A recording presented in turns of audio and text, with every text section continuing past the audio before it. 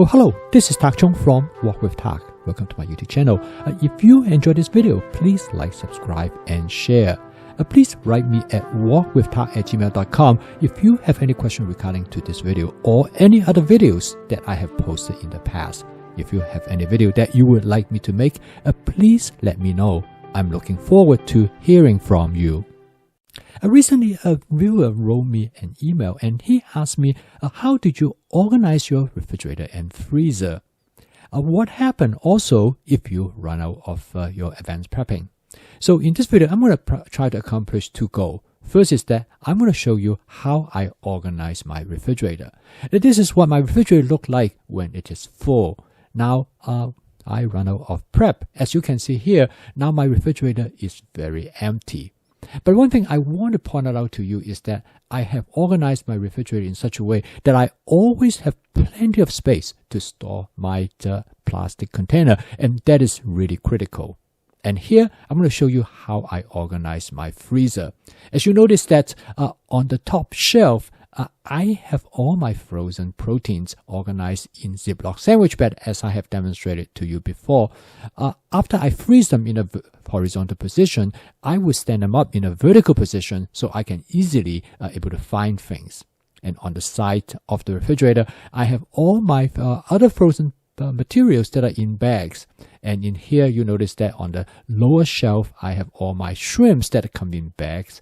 And then I have also on the top shelf, I organize my vegetables. In this video, I'm going to show you how I cook a chicken stir-fry dish. Actually, from the time I walk in the kitchen to having the dish on top of the table in about 15 minutes, using everything from the freezer, maybe just the exception of some pepper. Okay, I'm going to cook this dish in my Cuisinart 14-inch stainless steel wok. Now, in this chicken dish, I'm going to use my shallow frying method. Because of the way of how I freeze my chickens, I'm able to thaw them out in less than about 10 minutes. This is extremely convenient because this allows me to have chicken anytime I want. I don't really need to plan ahead. With this method, all I need to do is that the first thing I walk into the kitchen, I will take some chicken out of the freezer and put them in a bowl of lukewarm water, or just right in the sink and run water at it. And in about 10 minutes, I am ready to stir fry. So basically, I can go from the freezer to the wok in 10 minutes.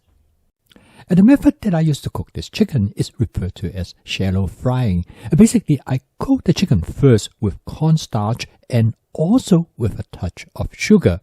This will give the chicken a light crispy texture, and also the sugar will cause the chicken to become caramelized, and the light charring of the chicken really adds flavor to the chicken as well. Now, the idea is to lay out the chicken into a flat layer on the surface of the wok, and the Cuisinart 14-inch stainless steel wok is perfect for this purpose because of its relatively large flat bottom surface area, which is about 9 inches across. This is about the size of a small frying pan, and this makes it perfect for this purpose. This will allow me to fry the chicken on one side first and turn it over to fry the other side.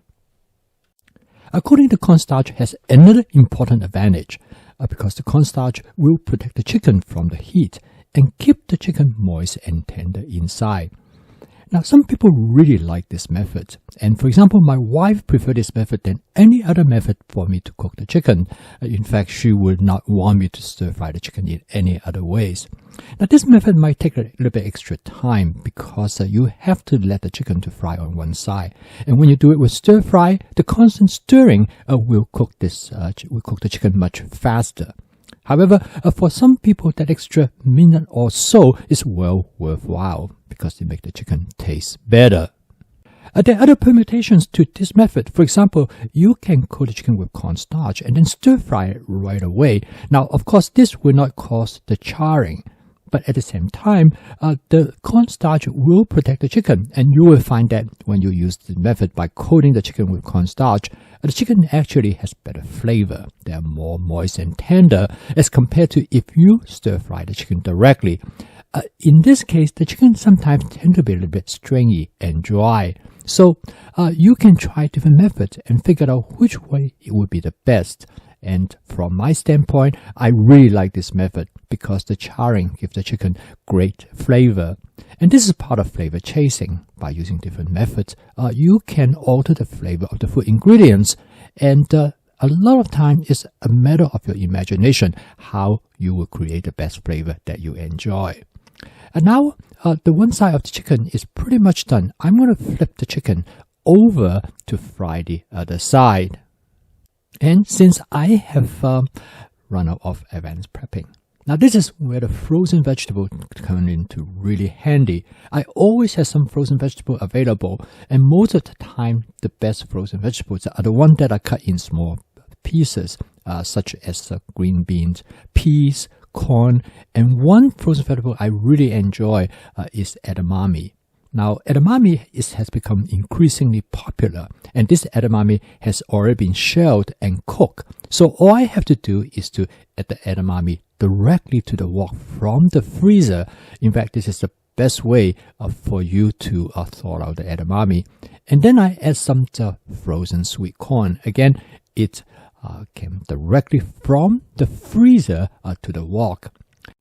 This actually is not a bad dish at all. The chicken, the corn, and the edamame actually make a beautiful match with each other, and I really like it. And you can adjust the ratio between the corn and the edamame depending on which one you prefer the best. Next, I'm going to season the dish with a combination of oyster sauce. Now I'm going to use about 1 tablespoon of oyster sauce. Now it turns out that you can buy oyster sauce in a jug like this, or you can also buy them in a can. They're significantly cheaper, and I think that's something you can look for. And then I'm going to add about 1 tablespoon of hoisin sauce. Again, with hoisin sauce, you can buy it in a 5-pound can as well. Again, they are also much cheaper than if you have purchased them individually. So if you want to save money, you can go online and take a look, and you will find there are many places that sell them online, but some are more expensive than the others. If you have a local Asian grocery store, that might be the best place to go. Okay, by this time the dish is almost done. I'm going to add some Shaoxing cooking wine. Again, I buy the Shaoxing cooking wine in a 3-liter bottle, so I can save money on that as well. The Shaoxing cooking wine will provide excellent additional flavor to the dish. I use the Shaoxing cooking wine also as a way to clean the wok, and a method I frequently call it spot cleaning. Some people call it deglazing. And the reason I add the cooking wine at the final stage of the cooking process because this will give the dish the greatest flavor that comes from the wine. I did a final taste testing, and I decided I like it a little bit stronger with oyster sauce. So I add more oyster sauce, about ½ tablespoon. This is the final adjustment. And I call it this flavor chasing. I recommend you always taste your dish as you cook. And this way, you will make the adjustment exactly how you like it. At the end, I happen to have some baby bell pepper, and I decided I'm going to add them way at the end. I have only a very small amount in my advanced prepping, but that's okay. It will give me some color to the dish. So as you can see, this dish is very fast to cook, and the cook time is a little bit over 5 to 6 minutes. So in this video, I demonstrate to you how I organize my refrigerator as well as my freezer. As you notice that my refrigerator mainly contains produces such as vegetables, and this allows me to keep my refrigerator organized. And I always save a lot of space so I can keep the different containers in the refrigerator. And you also notice that I use the container basically have the same footprint. However, I have 2 sizes of those plastic containers. They made by Rubbermaid, a particular model known as Take Along. This has 2 different heights, a taller one and a shorter one. So this will allow me to use them depending on the amount of material that I have. Again, this dish actually is very, very easy and fast to cook. This is truly a great dish to cook when you run out of your fresh vegetables in your advanced prepping. Now, you can always turn to your frozen vegetables. In this case, I have edamame and frozen sweet corn. And there another equally good frozen vegetable to use is a frozen vegetable mix. And all of this will give you a lot of flexibility, particularly when you are out of fresh vegetables. So I strongly recommend you to give this a try. And this is something that actually children really enjoyed. I post a video each day to help you to make home cooking as part of your daily routine using my fast cooking system.